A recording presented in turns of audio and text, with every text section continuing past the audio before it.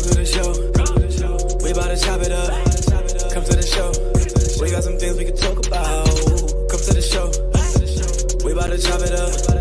Come to the show. We got some things we can talk about. Chop it up. Chop it. Chop it. Chop it. Chop it up. Chop it. We got some things we can talk about. Chop it up. Chop it. Chop it. Chop it up. Chop it up. Chop it. We got some things we can talk about. You are now tuned in to the Chop Shop with your host, Pastor Marvin McKenstry Jr. Let's chop it up. Good afternoon, everybody, and welcome to the Chop Shop. The first thing I need you to do is to like, love, share this broadcast. We have a fire show for you tonight. One of my favorite people. I miss her in talk radio, but I love to hear every time she's contributing to the local media, as she is an attorney, political commentator. She ran for Congress. She is just dope, and we're going to be having this conversation tonight about the one-party state. But before we get to that, I got to bring on my right hand, my left hand, my main man, Mr. Shaka Pitts, on the ones and twos, making the magic happen. Always Techniques 1200, because anything else is uncivilized. Shaka, what's good with you, bro? How you doing, Marv? I'm good, brother. What's up with you? Man, this is a long overdue conversation, and I am super excited to have it, and I think we got the right person for it.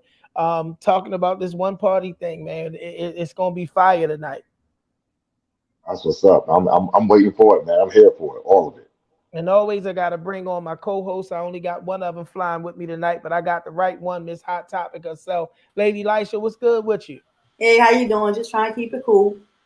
How you look like you trying to stay cool for real. So listen again, everybody. Got the hair out the way. I had to snatch this up. I had to snatch it up. It's too hot. Yeah, I'm proud of it.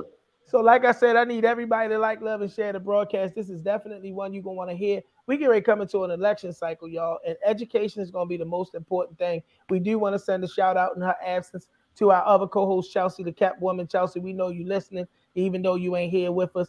Let's get to this thing, man. Let's go to the church announcements. As always, we start the church announcements off with the Stop the Beef hotline. Y'all see I'm repping Safe Streets today. Stop shooting, start living. Safe Streets, our partner, taking a lot of flack. You know what I mean? But I appreciate them brothers putting themselves on the front line and doing the work that they're doing. We might even hear some of that tonight because we got Yuripzy, right? But the Stop the Beef hotline, powered by the men of the We Out Us movement, 10K Power, in full effect. Call 443-431-3705 or 443-522-7848.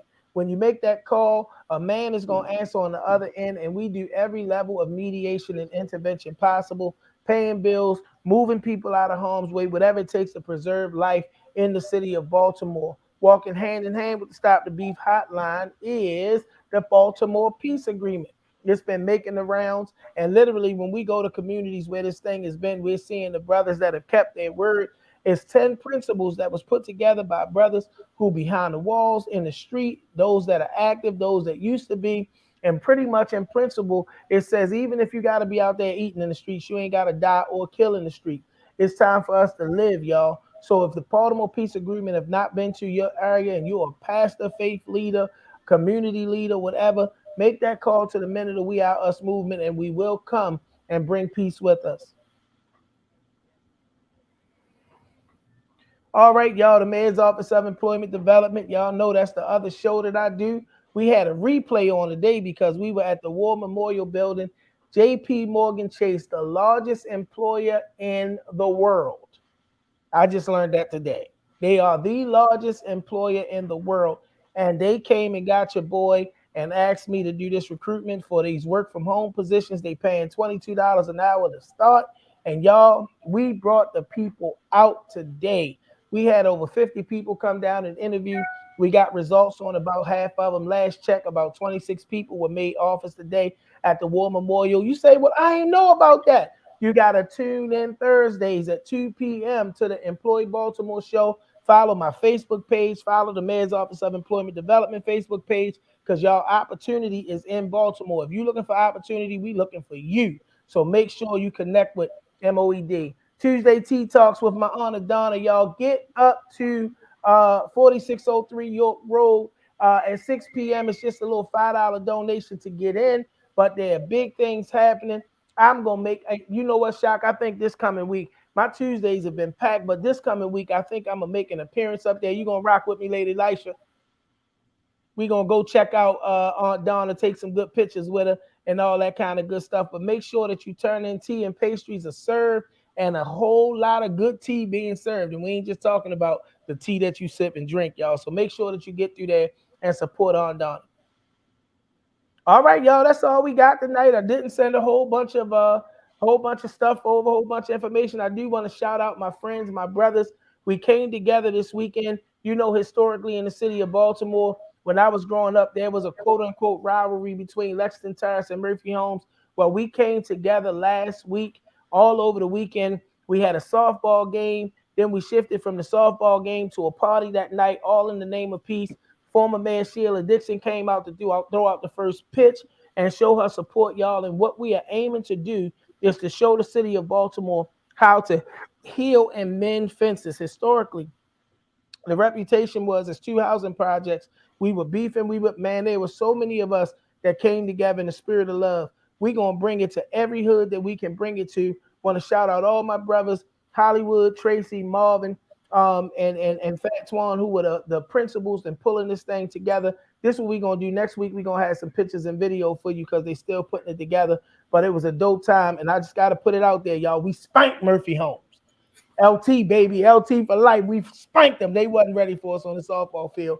But a good time was had by all, and we're going to do it a few more times. I think we got a playback date sometime in August that we're going to play them again, so make sure you don't miss it. All right, y'all. All of that's been said and all of that's been taken care of. This was literally when I would be driving between the times of 10 a.m. and 2 p.m. And sometimes I would literally turn it on my phone because I never really heard such a balanced perspective from someone who was on the conservative side of what appeared to be political views. She was always well studied. She understood the depths of the issue, and she never was pulled to be partisan in her perspective. And we knew it more than ever when her original replacement, y'all. That was just, oh my goodness. We had an I Miss Yuripzy campaign going.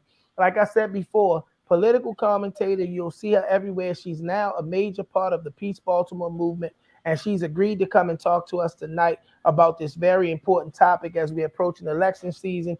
Ran for Congress on the Republican ticket. I'm talking about the one and only, one of my favorite voices in Baltimore, Miss Yuripzy Morgan. Thank you, Yuripzy, for being with us. Thank you for having me. That's quite an introduction. Yeah, I think I tell people I bring them out better than Steve Harvey.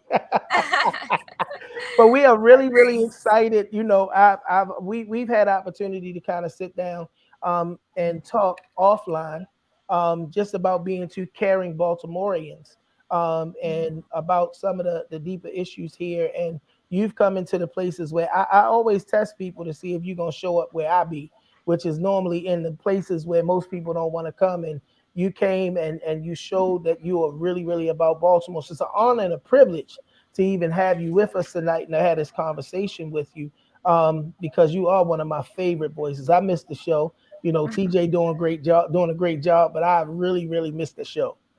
Well, thank you. Listen, the honor is mine. I think it says a lot to it when you invite people into your own home, and you did that for me. So I really appreciate that.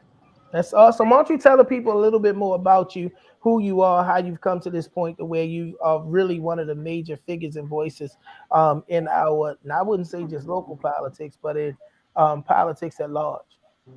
Well, thank you for that. Yeah. So, you know, I am not a native Baltimorean. I was born and raised in East Texas. You know, both my parents were immigrants. My dad is from Mexico. My mom came here during the Civil War in El Salvador in 1980. So, you know, I had a very different upbringing. Like I said, I grew up in East Texas. It was a very small town of less than 600 people. So how I ended up at your doorstep, Marvin, Pastor, I don't know. So I ended up, I'll say this. I went to college in Arlington, Texas. That's right in between Dallas and Fort Worth. And after college, my undergrad was in biology. And I said, you know, it's like, speaking about the topic that we're going to talk about today, the one-party rule, I grew up in a town of less than 600 people. It was like the movie Friday Night Lights. And I don't think I knew a Democrat till I went to college. And then I did go to college, and it was close enough to home that, you know, I mean, what's a Democrat in Fort Worth? You know, it's like a soft Republican, right? So then I decided, I was like, I want to go somewhere different, that's completely opposite of where I grew up. So I moved to Boston, to Massachusetts. And I lived there for 2 years, and I learned that I can't do the cold. I was done with that. And then I met my husband, and we moved here to Maryland. This is where we decided we wanted to, raise our kids and start a life. And so I ended up, practicing law for a few years, and then I got into WBAL. I started off just doing the Saturday morning show, and then they asked if I wanted to do the Monday through Friday show. And I was like, sure. I didn't know any better. So I said, okay. So I started doing the Monday through Friday show, and that's where I ended up until I decided, that I wanted to run for office. And that was, of course, like a lot of people who run for office, you decide you want to stop just talking about the issues and you want to start doing something about them.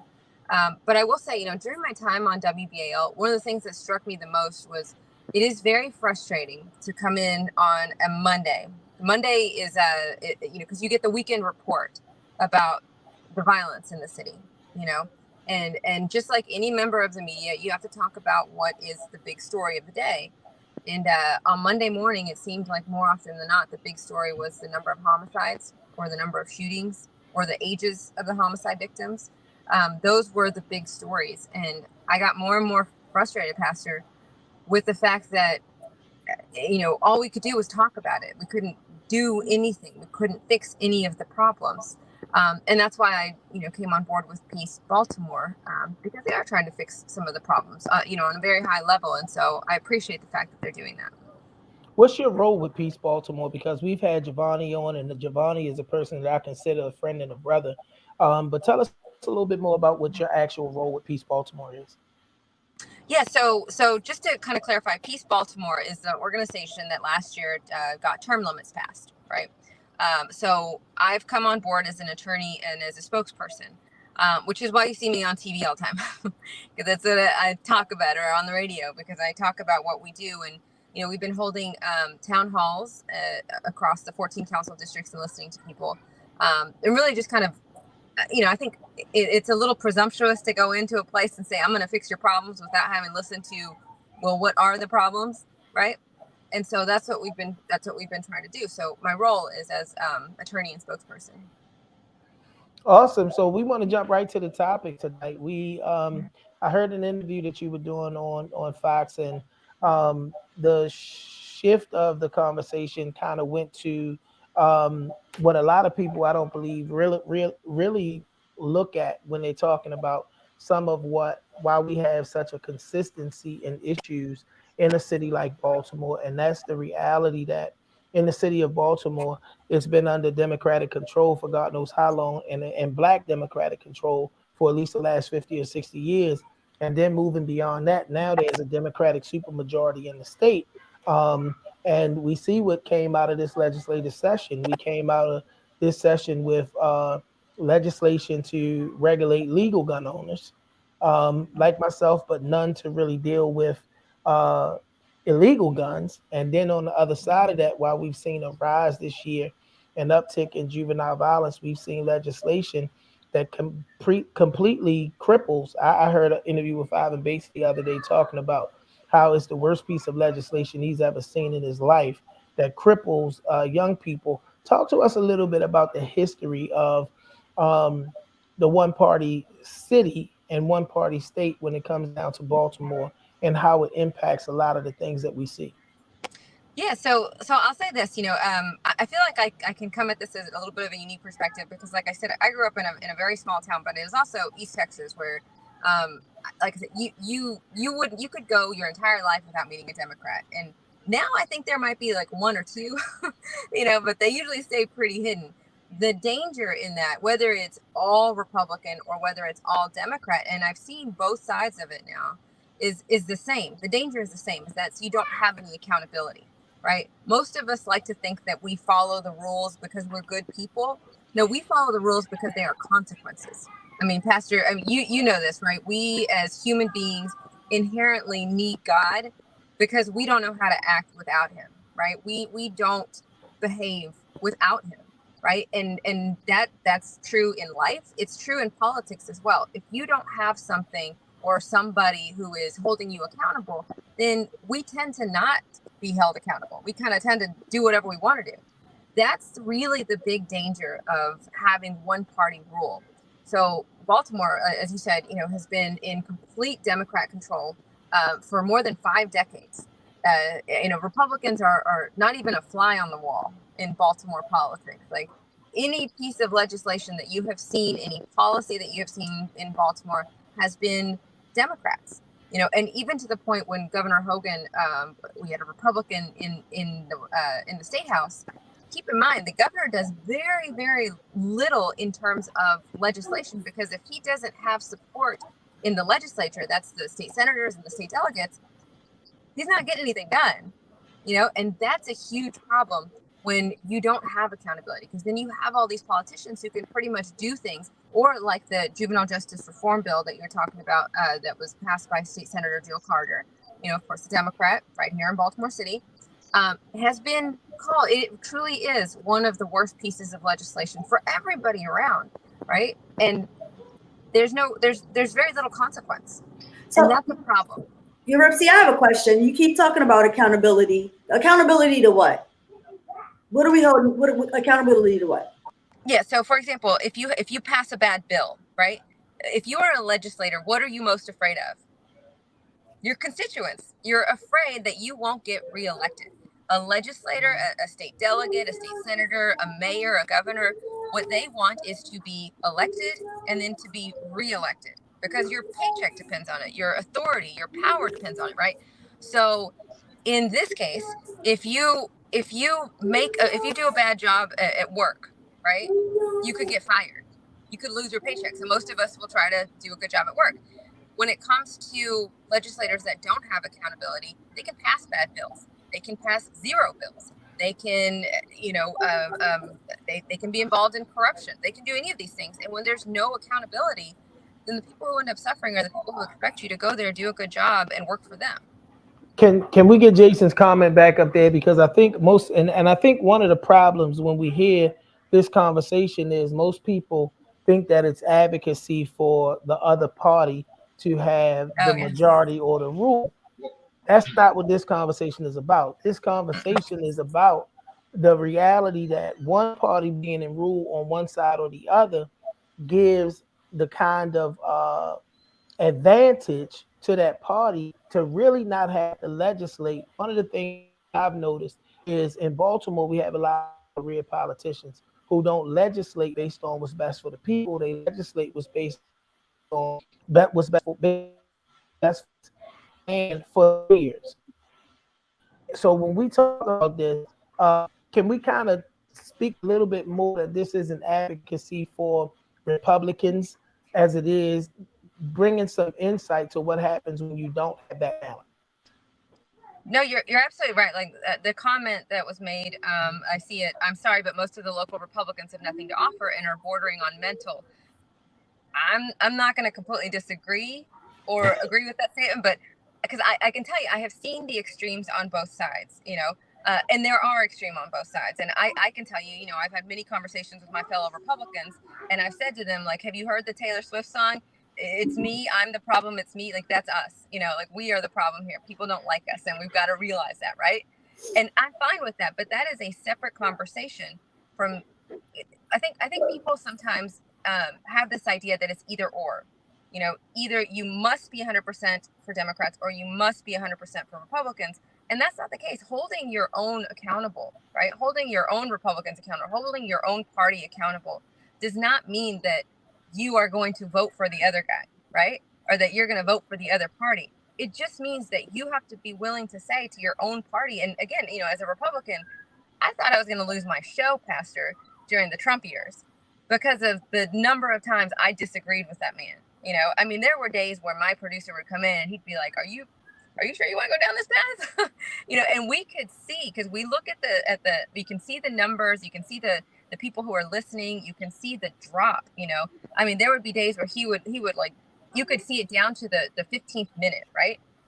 And he was like, what were you talking about on Tuesday, September, whatever, and I'd go back and I'd look at my outline and I was like, it's talking about Trump apparently. People didn't like it, But my point is, that to that comment, I'm not asking you to vote for Republicans.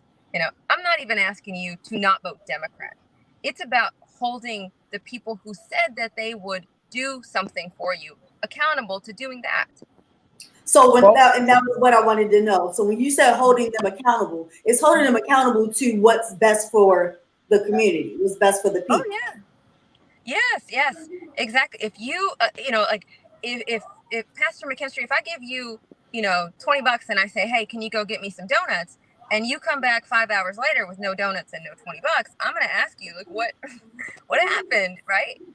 What happens in any area where there is one party rule? And again, this happens in East Texas. It happens in Boston, Massachusetts. It happens in Baltimore, where you have strictly one party rule. We have for decades given legislators way more than $20. We've given them millions, at this point, probably billions of dollars. And look around. What are we getting? What do our schools look like? What do our streets look like? What do our communities look like? Yeah, when we talk about the amount of money that came to Baltimore out of the uprising and now the pandemic, and I drive through Baltimore because I live in Baltimore City. Let's be very clear.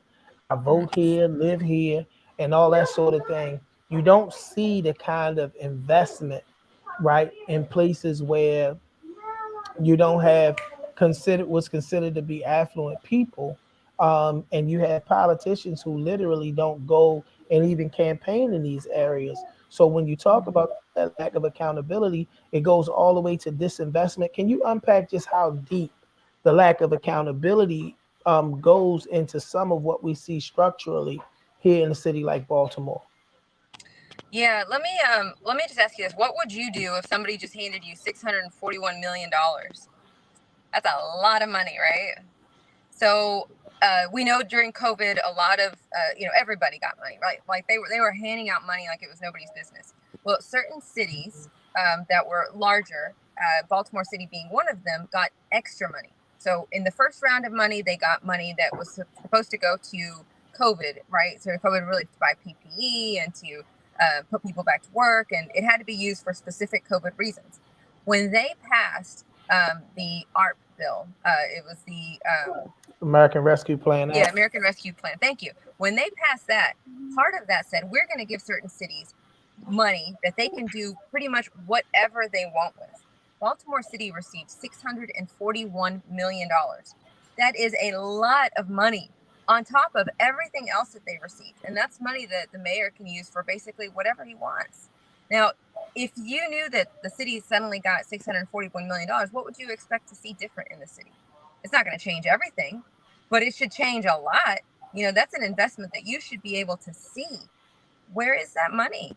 The Baltimore Banner has had some pretty good articles recently detailing where that money is supposed to be allocated, how behind they are in allocating some of that money, and some of the questions that have been asked about, where exactly and who that money is going to, how that money is going to be spent, and what measures are put in place to make sure that when we say that money is going to be spent on X, Y, and Z, it's actually spent on X, Y, and Z. Yuripzy, when you talk about the one party thing, we have this thing in Baltimore too, where people who choose to not ascribe to either party, Republican or Democrat, can't vote in the primary. If you choose to be an independent, you can't vote in the primary. If you're an independent candidate, you can't run in the primary. Can you unpack that a little bit for us? Yeah, so what's interesting?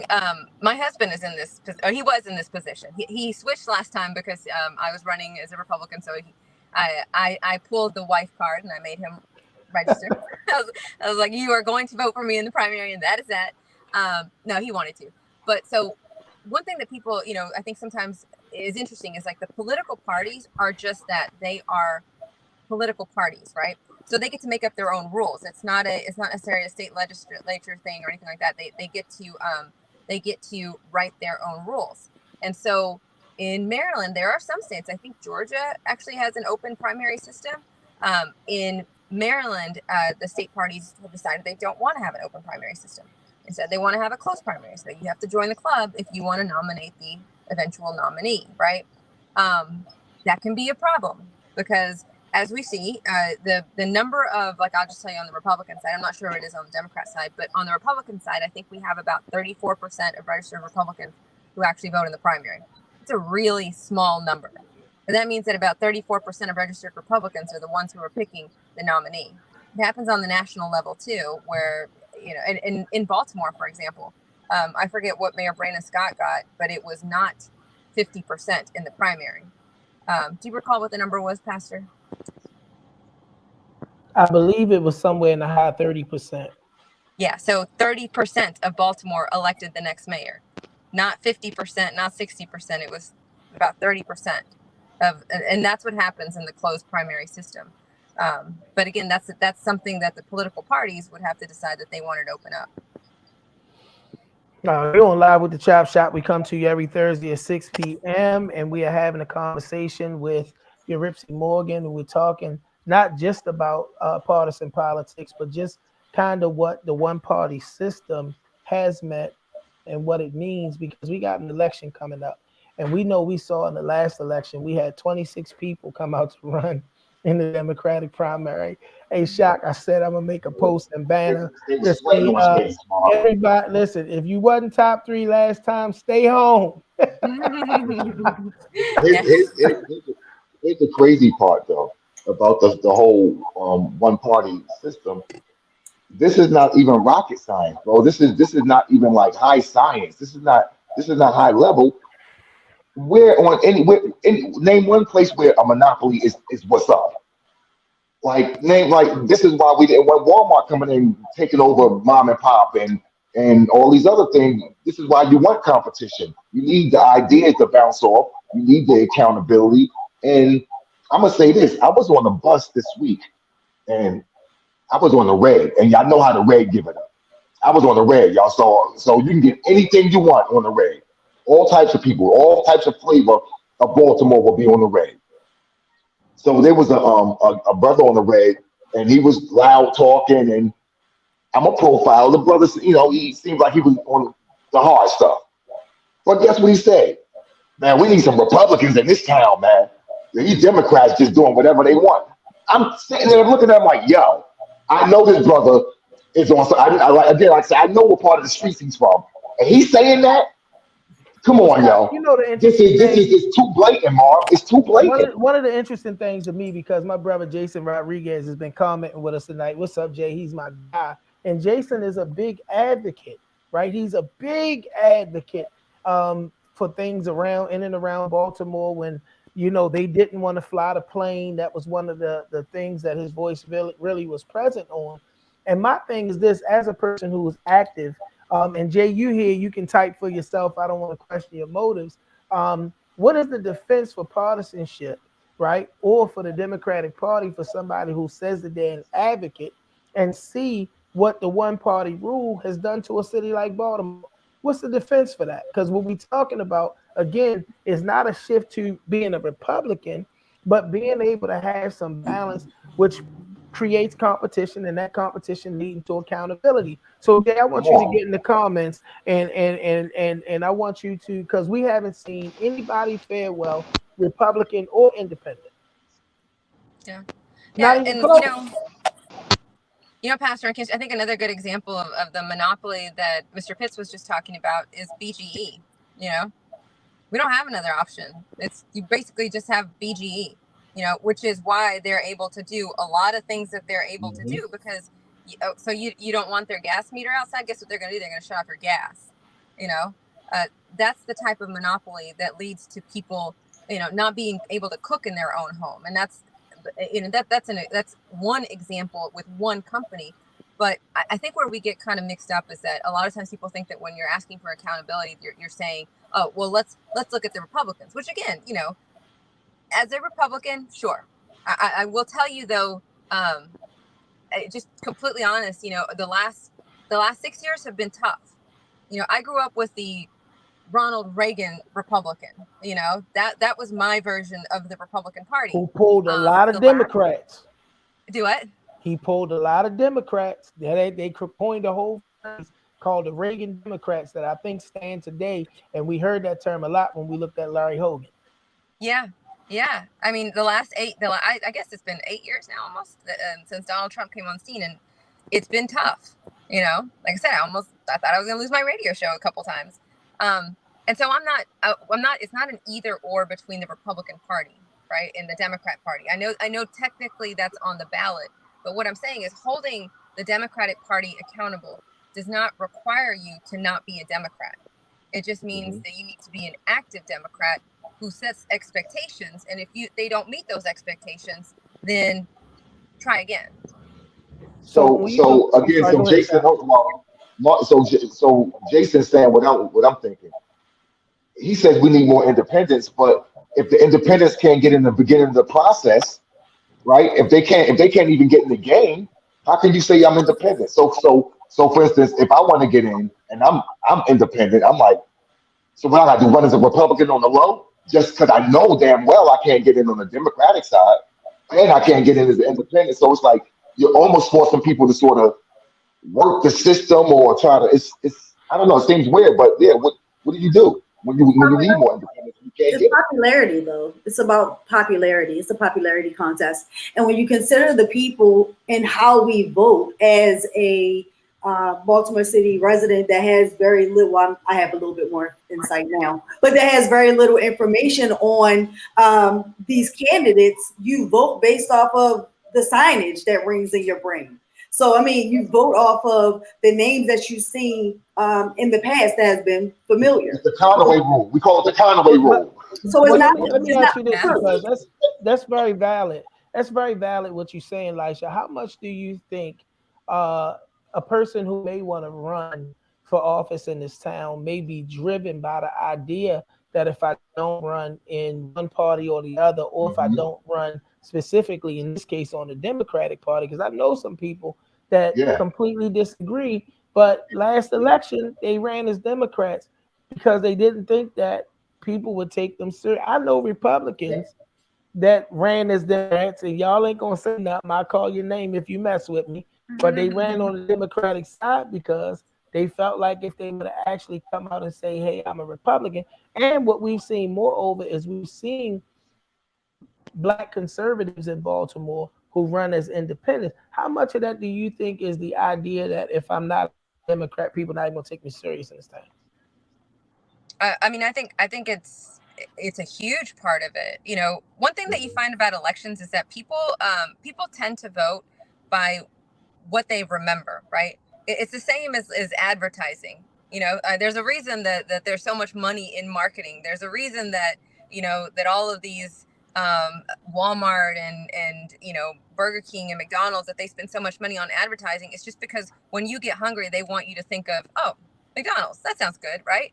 And when it comes to voting, most of us, you know, and I'll admit, you know, it's me too. Like there are a lot, you look at the ballot and it's everything from judges to state delegates to council. And you're like, good Lord, I don't know all these people, right? But what you do know in your head is what a Republican may be like and what a Democrat may be like. And unfortunately, I think the Republican Party hasn't done a very good job of showing anything but one side, right? Like we kind of let the national narrative set the tone for what a Republican is. And that's our fault. You know, that is the Republican Party in Maryland's fault. Do you think partisanship is, or party affiliation is still about values? Because what I discovered, my son asked me today, we were actually riding home and we were talking about some things around, you know, politics. I was talking about how excited I was to have you on the show tonight. And he said, Pop, what made you start to lean more away from the Democrats? Because I'm registered independent. And I told him in my youth, my registering as an independent was kind of rebellious. But now I prefer to vote my value system, my convictions, and I have a lot of conservative values. You know, for the right candidate, I might side up because I believe that's what it would take to get that candidate elected, but I've been a registered independent. How much of affiliation do you believe is still about value system, or especially in a town like this, do you, and you, I'm asking you this because you've seen it from both sides, right? You've seen it on Republicans. How much you think of it is associated with value system, specific points of emphasis as it pertains to policy coming through election, and how much of it you think is just habitual tradition and that sort of thing? I'd say I think the majority of it is habitual. It's tradition. It's like putting on a Ravens jersey at this point. Like you're a Ravens jersey because you're a Ravens fan because your family was a Ravens fan, right? Like I'm a Cowboys fan because I grew up in near Dallas. I didn't know any better. If I was a boy, my dad was going to name me Jay after Jay Novacek. Like I didn't have a choice but to be a Cowboys fan. And I think today that's a lot of what happens. People are Democrats. All right, we dropped Yuripzy, y'all. We got to do to get her back. But you on live with the Chop Shop. We come to you every Thursday. So I have more to do with it. It's just... Oh, Yuripzy is back. We lost you for a second. Yeah, sorry we about got that. you. Now. No, but I was saying it's tradition. Yeah, it's tradition. And I'll tell you one thing, because when I have talked to people, and I do this on the radio show, and then I do this with Republicans too, right? I got called a rhino, which for those who don't know, it means Republican in name only, right? The same thing, you can say that about Democrats too, Democrat in name only.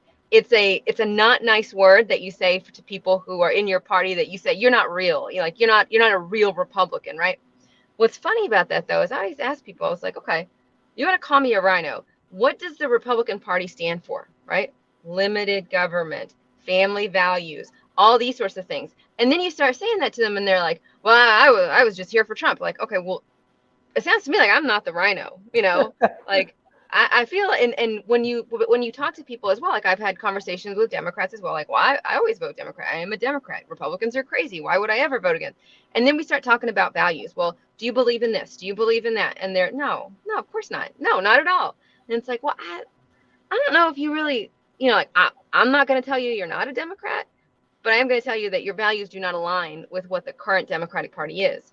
But I think it's just, we get stuck in our ways. It's like throwing on a Ravens jersey on Sunday. You do it because you're used to it. I'm not familiar with the process, but can we get Jason's last comment up? Jason, we're going to have to get you back on the show, bro. We need Maryland to move to an open primary where everyone can vote, including independents. I want to make this question two-party because we do see a great deal of apathy when we get in the low numbers and turnout that we seem to get. As we talked about what percentage it took to get the local government elected or the local administration elected in the last election. How much do you think an inability to just have an open primary impacts what appears to be that apathy that we see where some folks aren't coming out? And secondly, what would it take for us to become an open party? An open primary state?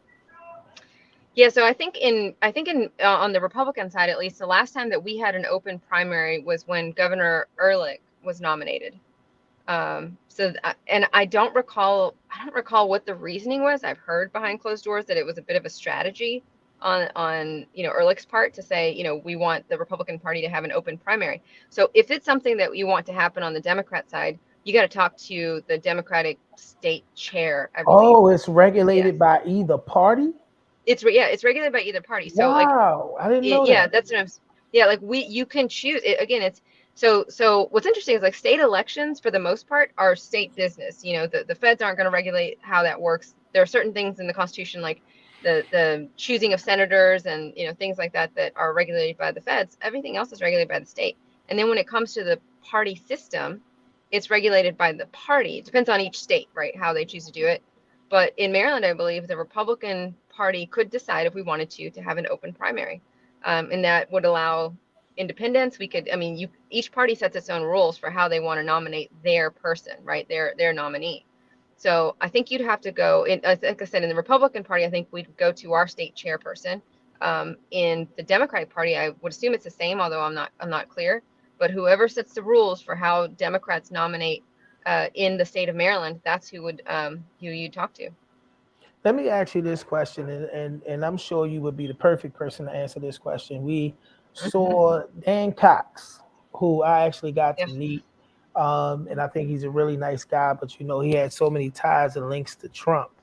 How much of Trumpism gave us a Republican candidate for governor like Dan Cox, and how much of that hurt the chances of a Republican governor being elected after a two-term incumbent? 100%. So after, I'll tell you this, after the election, I had a good friend who does policy analysis for a living, and he works for one of those 3-letter agencies, right? And he did a very sobering report on the Republican Party in Maryland and kind of went around to different local parties and showed this. And I went with him to a couple of them. When I tell you, like, it was the most depressing thing because people were like, what? We're doing that bad? So let me explain. Like, in Maryland, I think Trump got somewhere around 34% of the vote. That's it. Like, there is no other way to put it, but he got his butt kicked in Maryland. That is just a fact. But a lot of people, you and I talk politics, we can sit here and we can talk about the details. The majority of people don't know that. They live in their communities, they live in their home, and then they're surrounded by people who think like them, right? And so I would have people in certain parts of the state, who were in very red little neighborhoods. And they would say, yeah, but everybody I know voted for Trump. Like, yeah, you and the other 30 people in Maryland voted for Trump. Like, that was it. Right. So then to nominate a guy who was endorsed by Trump, who sounded like Trump, who, was basically him in miniature, you can't, come on. It's a simple game of math. Your guy only got like 34% of the vote. What do you think you were going to get? And of course, that has a down ballot effect because a lot of people don't, like I said, you look at the ballot and it's like everybody under the sun is on the ballot. And unless you took the time to go through and get to know every single one of those candidates, a lot of times people are going to say, that is a Republican in Maryland, like that's the top of the ticket. And that persona, I think, it gets put on everybody. And so if you don't like Dan Cox, you're likely to, a lot of people I think said, you know what, if that's what a Republican is in Maryland, I can't do it. I can't do it. And even some Republicans, I think, stayed home. There were a lot of Republicans who didn't vote for Dan Cox or didn't vote for other Republicans because they said, if that's what the state party has, if that's what it means to be a Republican in Maryland, then I can't do it. I want to shift a little bit, Yuripzy, because there's what we've seen over time, and we don't want to talk specifically about people, but keeping consistent with the conversation around party. When we look at the continuation in the high numbers in crime and the continuation in what we now know is not just gentrification, but a whole lot of flight, and that flight from a city like Baltimore being a lot of people who are people of color. When we consider the one party, how does that impact a lot of those particular areas of what we see, the continuation of those things in our city? Yeah, so you're right. The Baltimore Banner, I think it was Baltimore Banner, that recently did an article showing that the majority of people that are leaving Baltimore City, I think particularly in the Sandtown area, I don't want to misquote them, but are Black residents, and they're leaving for the same reason that everybody, because they want the same thing that everybody wants. I think we all ultimately want the same thing. We want safe neighborhoods. We want our kids to be educated. We want good jobs, right? That is, regardless of your color, your political affiliation, your religion, everybody seems to want those 3 basic things: safety, community, and kids to be educated. That's about it. When it comes to the one-party system, it's incredible to me because at least in states like Pennsylvania, where you have, sometimes you have a Republican in charge, sometimes you have a Democrat in charge, you can always blame the other guy. You can always say, well, it's the Democrats' fault, because they were in charge last, or it's the Republicans' fault because they were in charge last. It's amazing to me how in Baltimore, you can't say that, but somehow it still happens.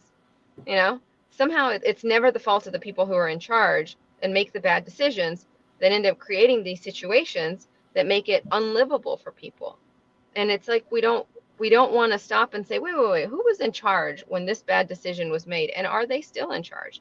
And the answer to that is almost always yes, and they've probably been there for a long time. You're on Live with the Chop Shop. We come to you every Thursday at 6. We're talking to Yuripzy Morgan. Yuripzy, when we look at a town like Baltimore, and me being a praying man, do I need to be praying for better Democrats, praying for or unity beyond partisanship. I mean, what do you really see as it pertains to immediate solutions to the problems that have been caused by us being a one-party city, one-party state? I mean, I can tell you, I would be praying for better Democrats. You know, it's the same thing I pray for in my own party. You know, like this can't be it. You know, we got to do better, guys. We got to do better. And I say that, you know, would I love to see a Republican elected in Baltimore? Yeah, I'd love to see the right Republican elected in Baltimore. Absolutely.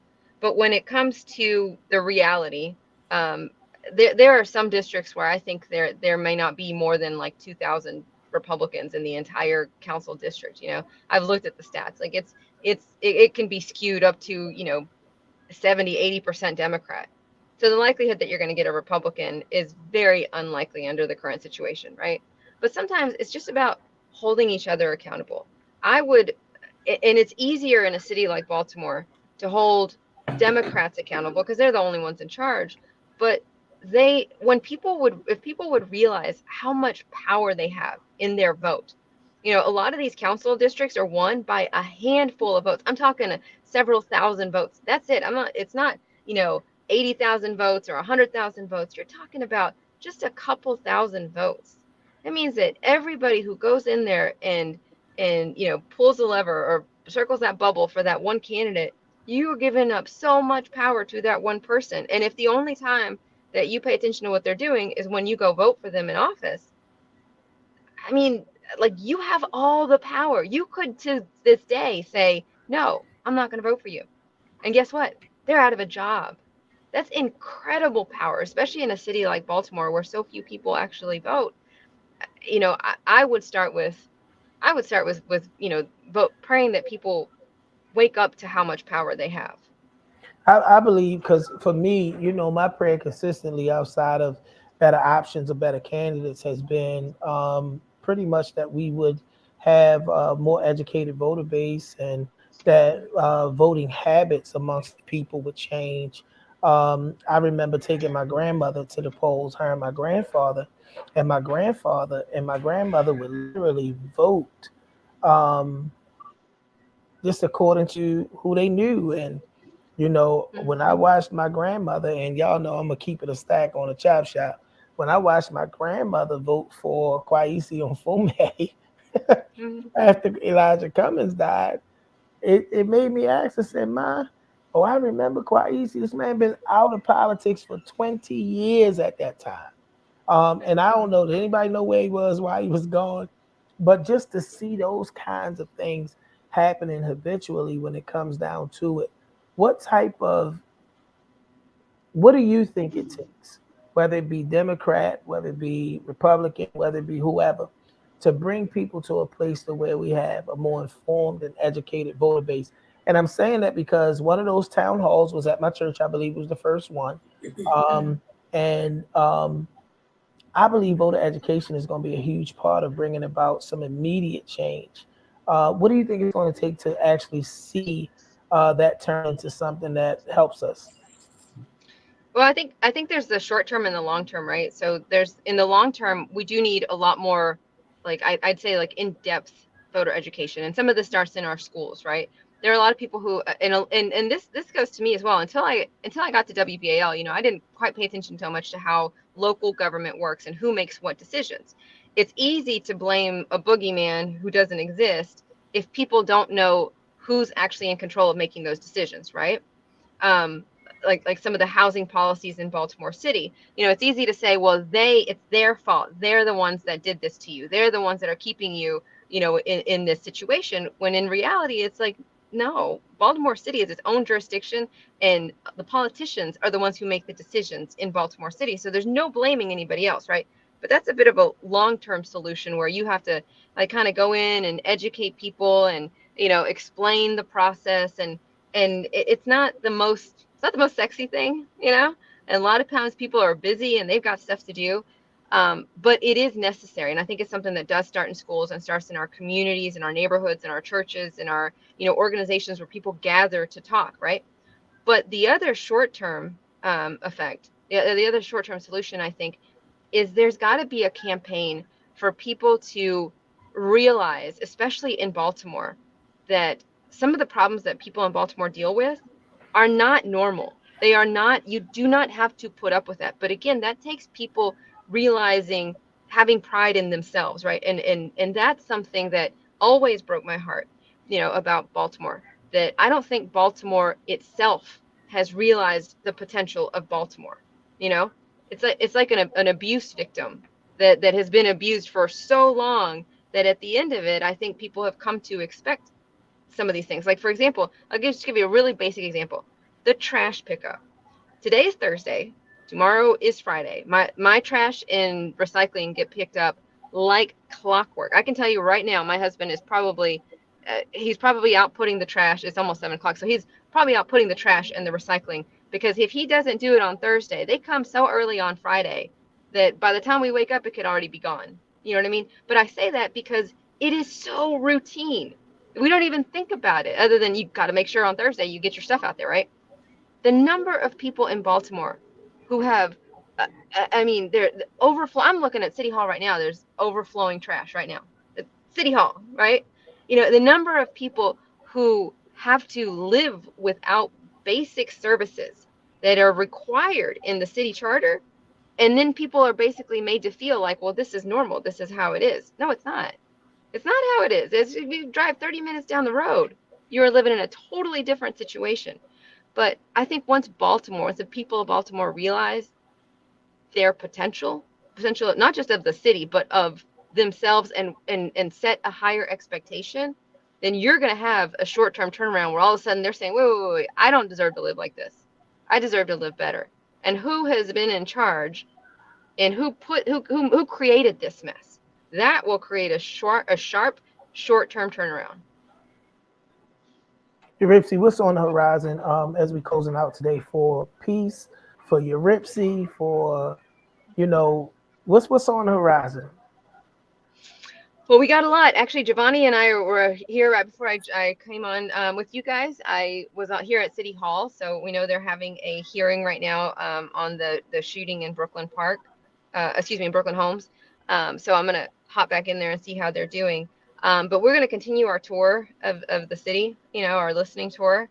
We're having town halls, so we'll get a list of where those places are going to be, because we want to hear from residents. Like I said, it's a little presumptuous to walk into a place and tell people how to fix things if you haven't heard from people themselves, right? So that's what we're doing, and we're continuing to be out in the community. As for me, I am just glad. I am honored to be on your show, Pastor McKenstry, and I'm going to keep doing what I can to stay in your good graces. Yeah, Ripsy, I got to be honest, I really typecast you this time, and I don't, want people to think it was just a ad for Republican. So we definitely going to have to get you back so that people can hear a lot more of that balanced perspective around the things that matters. But I felt like it was a need to have this conversation and your clarity about the fact that you've experienced the one-party system on both sides, what it was like in East Texas and what it's been like since you've been in Baltimore, could really kind of drive home the point about the lack of accountability and things of that nature. So I thank you for being with us tonight. It's been insightful. We definitely going to be reaching out to have you back, especially as we get closer to the coming elections and things of that nature.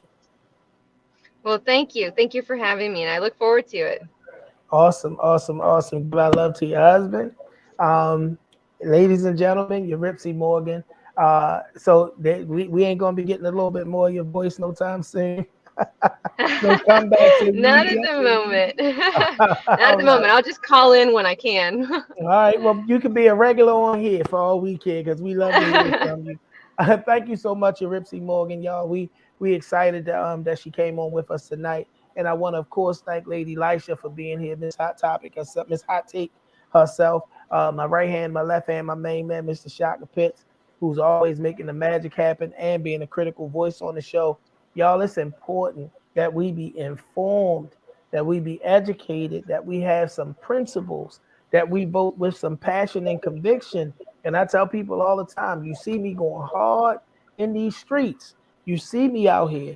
But I understand the balance that's necessary in order for us to really see change. It's not by too much advocacy that you don't have accountability, so much accountability that you don't have advocacy. I was at a table yesterday with some people that are doing some upcoming things that are going to be really big concerning how we move forward with helping this problem that we have with juvenile crime. And I never thought I would be in the voice of enforcement at the table. But I know when I got locked up at 16 years old, it put me on a trajectory that made me say I never wanted to be in that situation again.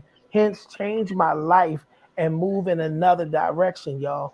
We have got to have some balance, and there's just not a lot of that when you look at one party, whether it's Republicans, whether it's Democrats. There's a need for us, and if the only way we can bring the balance is by ourselves being more educated, informed, voting different things other than identity, then we're going to have to do what is necessary for us to do in order for us to get there. So y'all listen, let's get educated, let's get informed. 2024 is on the way, and we're going to have to get in the booth, and we're going to have to vote for what's best for our city, for our communities, for our people. And we got that national. I'm going to tell y'all, to be honest, I don't really pay attention to national politics because other than the economics aspect of it, it don't do a lot. I mean, as it pertains to my work here in Baltimore City. Other than that, economics, it's not really, you know, they was blaming Trump for everything. Baltimore been a mess since Obama was in office, but y'all ain't gonna say it. You don't want to say it, right? But this local election, y'all, is going to be critical, especially with this new policy around term limits and things, because it kicks in on whoever's elected in this next election. So y'all, let's get out, let's vote smart, let's vote informed, let's vote educated. I need you to tune in with us next week. We're going to have my man Ray Kelly on. Ray is going to come on and we're going to talk about, y'all know he's big as it pertains to advocacy in the area of police reform. We're going to be talking about everything from how this somewhat sudden shift in the police chief, where we are with the consent decree. We're going to be talking a lot about how things have impacted from the advocacy side and from the side of the people, because Ray is a man that stays amongst the people when it comes down to these topics. So I need y'all to tune in.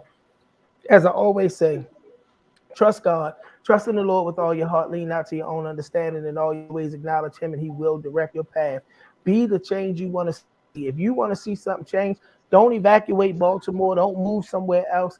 Plant your flag and do the things that's necessary to produce change where you are. And above and beyond everything else, remember, we can always be more. Thank you for joining us. See you next week.